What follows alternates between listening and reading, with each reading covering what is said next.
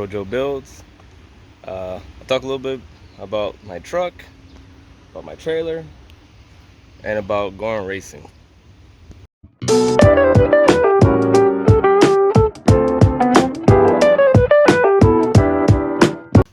Let's start off by saying the engine wasn't locked up. It seemed locked up. If you put a ratchet to the front of the motor, it wouldn't have turned, no matter how hard you tried. You would have stripped the bolt. But the motor itself wasn't locked up. I found out as we went to take it apart, take the motor out, that the culprit was more on the transmission side of things. And to explain that, here's a video. Welcome, Bro Joe Builds. Right here, I'm at a buddy's shop, and as you see here, the transmission's down. Oh, almost fell. Transmission's down, and the motor's still in it. So the motor that was done is sitting over there in the corner. Long story short, we had a bolt back out of the transmission and rub against the converter, as you see here, all the way around, and lock the transmission to the motor. Lock the motor up to the converter, and no bueno. The motor acted like it was seized, and I thought we had a seized motor, and I didn't have a place to take it apart. I had to plan ahead and do what I did, and it turns out we didn't have to build a motor. It was just hopefully swap a converter and no other damage. We don't see any damage to the transmission. It looks like it was just the bolt backing out and locking up the converter. So it was a lesson learned. Got a motor in the screen there, probably waiting for a new home, and we'll go from there. So yeah, so it was a bolt on the bell housing the whole entire time. So I never even swapped the motor on the truck. The motor in the truck was perfectly fine. It ran great, never had any issues. So I just changed the torque converter, which I already had one, and drove the truck about 3 miles, and then I started to have all sorts of issues with it, engine-wise, which I never had before. And the thing was misfire. It wasn't happy.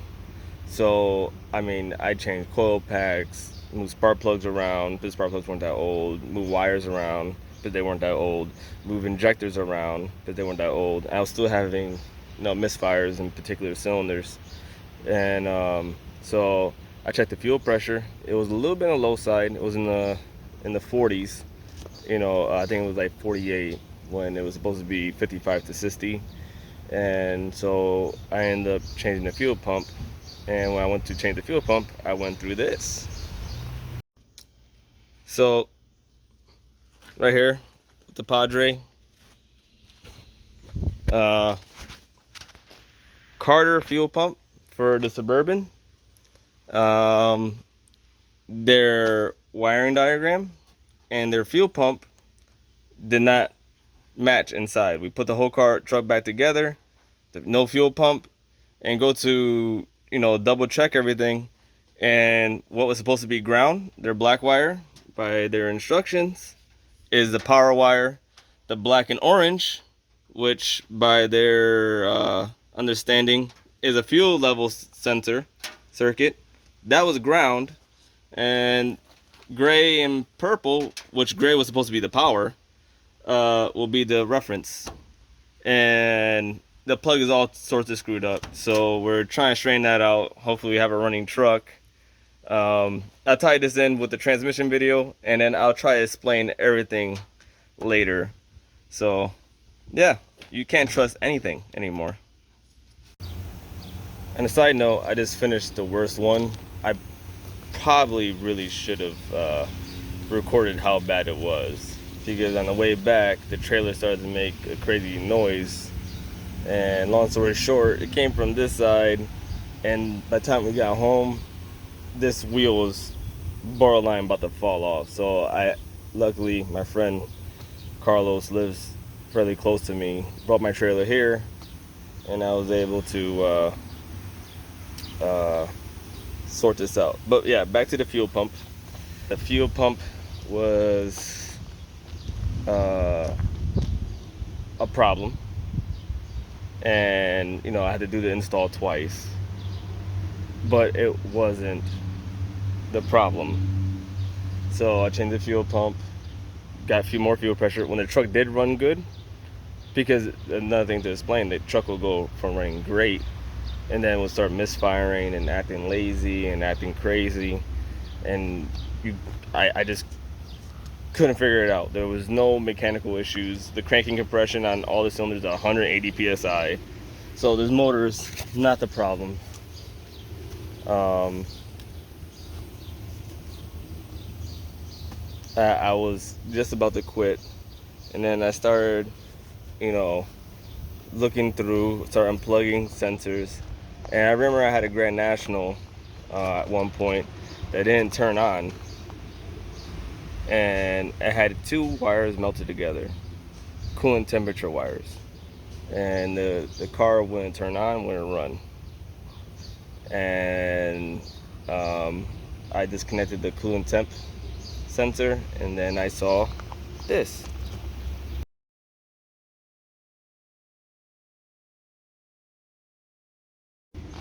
So the bad wheel is done. I'm gonna do them all. This one is definitely, you can hear the noise. That changed that, and I had to change the shackles on this as well. So I think that's gonna be more of a tomorrow job. I'll end up doing all the bearings and then start doing the shackles. I have to pick up my daughter right now. So so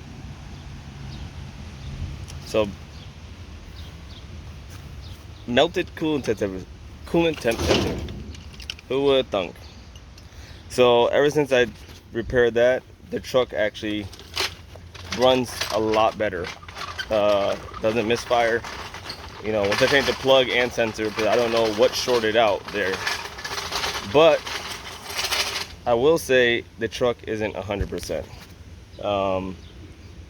Something, if I let it running for a little while, idling especially, she'll have a misfire, especially on hot days. So I'm just guesstimating in my cranial that most likely it has to do with the wiring harness. I think the harness might have some wires that are having resistance with heat. Let me know if anybody out there has had similar problems with this is a 02 Suburban, so even the Silverados, whatever, if you had similar issues. I couldn't find anything. The truck's been good to me, and it's a shame. It's been a good truck, but this last month has been kind of hell with it. She hasn't been cooperating quite as nicely, and hence I haven't been able to go racing, because I need my truck to go race, and I spent way more money than I care to talk about putting the motor together and these other repairs, as like the fuel pump and whatnot. They weren't cheap repairs, and yeah, the engine is not going to waste. My friend Corey, who I was working inside his shop doing the transmission, it looks like he's gonna be taking the motor. for his second gen Camaro. So that will be using an LS swap, which most likely you might see a little bit on their channel at some point in time too. So I thank you, Corey, for letting me use your shop a couple of different times. Using a lift and doing the job on a lift was way more convenient than doing this on the floor on my back. You know, the jobs would have been horrible. You know, most people that do fuel pumps on these trucks tend to cut holes in them, and I wasn't about to do that. And with the lift, it really made things a lot easier, and wasn't even necessary. You know, it wasn't necessary at all. So hopefully this weekend I will be going back to the racetrack. I'm gonna do some more passes and hopefully square on the tune-up on the Nova. I found out why the ET wasn't really there the first time out with the new cam and stuff. Is because the car was super jetted. Because, you know, last time I went to the track, I was just experimenting, and I threw some fat jets in there. It was I think it was an 80, 89 and a 90 in the back. So way fat. Yeah, it did not like that at all. And I went back to the truck. When I went back to the track, you know, I couldn't do a jet change that day. You know, being that the truck broke and I had so much going on. The first pass, the fuel pump push rod, the oil pump drive came off.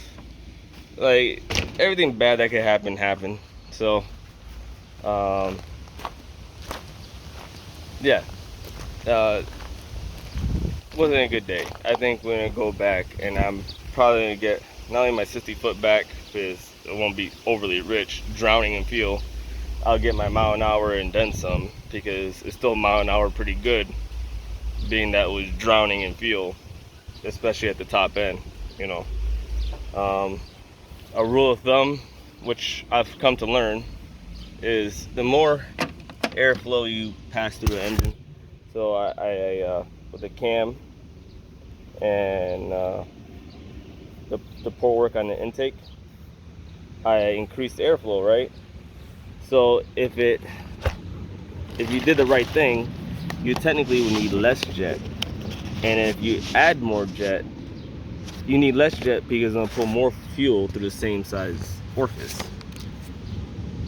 So that being said, I squared it right now with 80 jets, and I'm pretty confident right off the trailer the car is gonna be much quicker, even in the heat.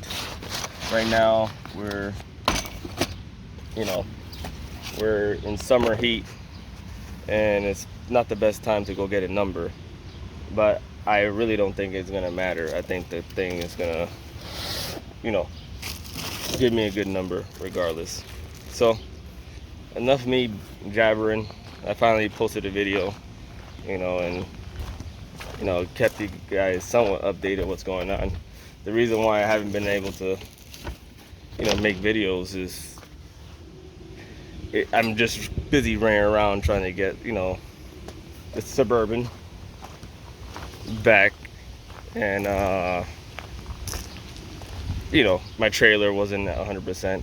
Now my trailer, actually, as of right this second, is functional, but I want to change all the bearings on it, and shackles.